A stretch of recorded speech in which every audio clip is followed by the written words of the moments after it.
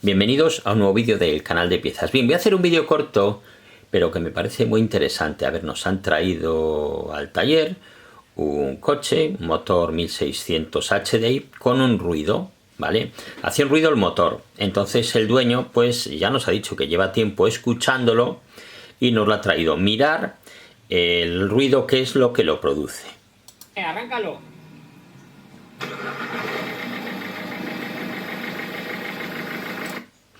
Ahí, si os fijáis, el problema, lo que origina este ruido es el tensor, y lo que está ocurriendo aquí es que se está destensando esta correa y se puede llegar a salir. Mirad, ahí veis cómo baila, veis cómo se mueve, y ahora os lo voy a enseñar por debajo. Mirad,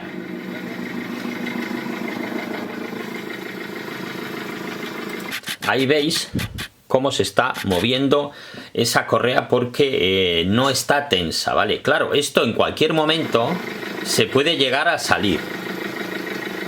Y claro, en estos motores sobre todo, pero bueno, esto puede pasar en la mayoría de los motores, el problema que puede pasar es que esta correa se salga y se enganche detrás de la polea del cigüeñal. Esto ya lo hemos visto en algunas ocasiones y en ese momento bloquea el motor. Claro, aquí puede ocurrir que al bloquear el motor lo dañe seriamente, o también puede pasar, imaginaros que pues estáis realizando un adelantamiento y justo en ese momento se rompe y se traba detrás, se engancha detrás, se para el coche en seco con el consiguiente peligro que esto conlleva, ¿vale? Bueno, aquí os dejo este vídeo cortito. Si os ha sido de utilidad, pues no olvidéis dar un like y suscribiros al canal.